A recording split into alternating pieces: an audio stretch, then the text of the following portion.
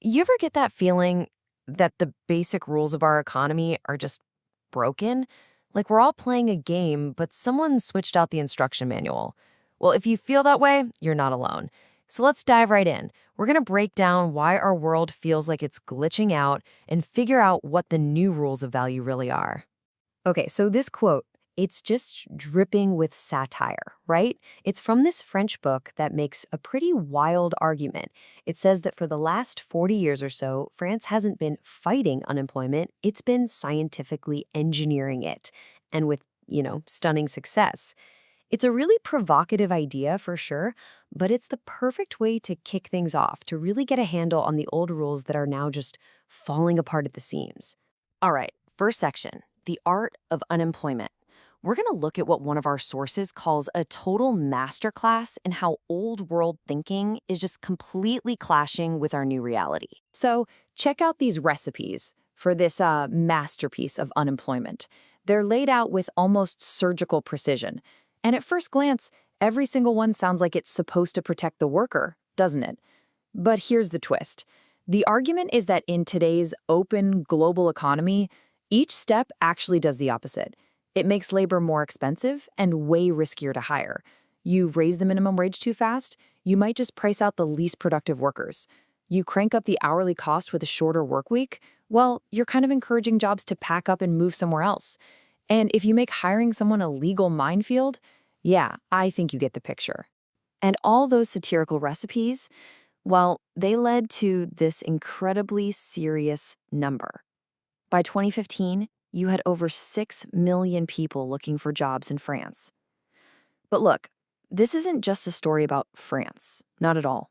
It's a symptom, a sign, of a much bigger problem with a global system that was built on a set of economic rules that are, frankly, just not working anymore. So, why? Why are those old rules breaking down? It's because the game itself has fundamentally changed. We've moved from an economy built on atoms to a brand new one, an economy of photons. Okay, this right here, this is the absolute core of everything we're talking about today. The old economy was all about atoms, physical stuff, making one more car, one more chair. It always cost something to produce. Value was tied directly to scarcity and physical production. But the new economy? It's all about photons. It's about information. Think about a piece of software or a movie or a digital design file. Once you've made that first one, making a copy costs, well, pretty much nothing. It's basically free. And in this new world, distance just evaporates. And scarcity? It becomes totally artificial. And that brings us to maybe the single most important economic idea of the digital age: zero marginal cost.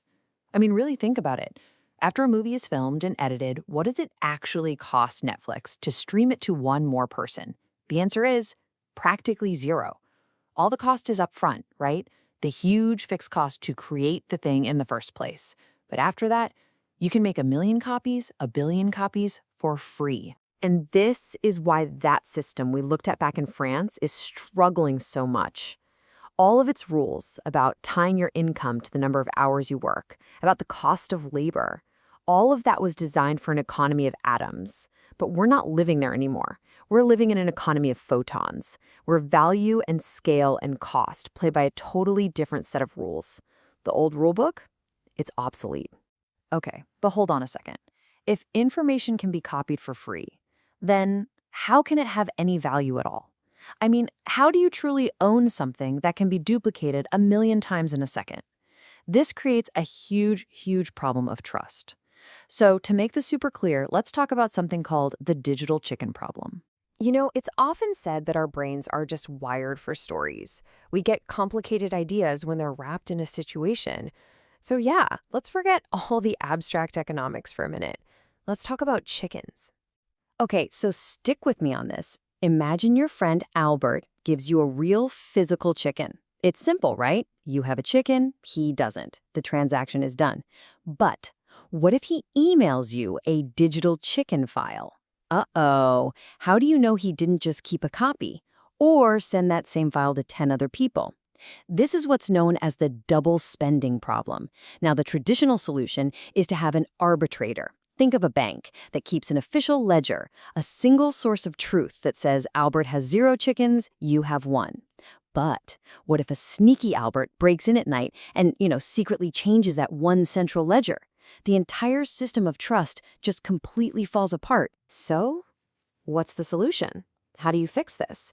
Well, instead of having just one central ledger that can be hacked, what if everyone in the park, everyone involved, had their own copy of the ledger?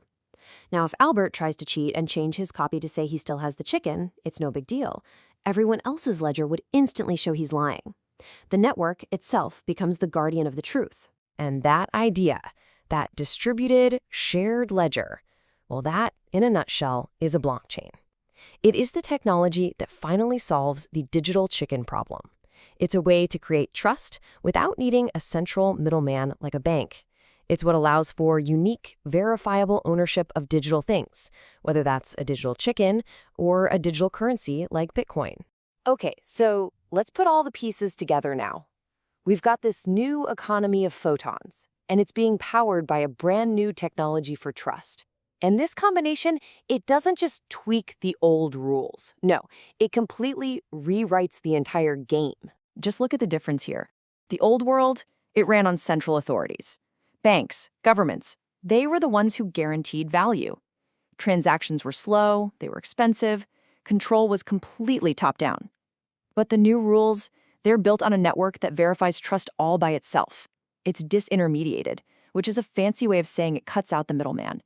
Transactions can be almost instant and super cheap. And control, it's decentralized. It's spread out among all the users of the network. So, okay, what does this actually mean for you? For me, for all of us?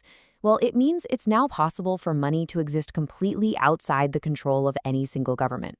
It means that old businesses whose whole model was "we are the trusted middleman" are getting replaced by new platforms that create trust in totally new ways.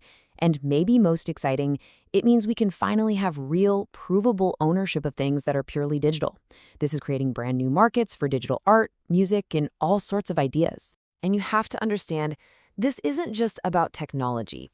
It's not just a tech shift, it's a societal one. It's forcing every one of us to ask a much, much bigger question. What do we actually value? You know, the Roman philosopher Seneca asked this question about 2,000 years ago, and somehow it feels more relevant today than ever before.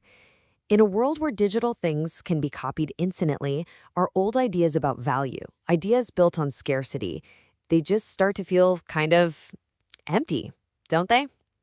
It really pushes us to think deeper, which leaves us right here with this one final question to think about. In a world of infinite copies, where information is free and duplication is endless, what becomes truly valuable? What is actually scarce? Is it human creativity? Is it authenticity? Or maybe it's what Seneca was getting at 2,000 years ago. The one thing we can never, ever copy or get back: our time. So I'll leave you with that. In this new world, what do you think is truly valuable?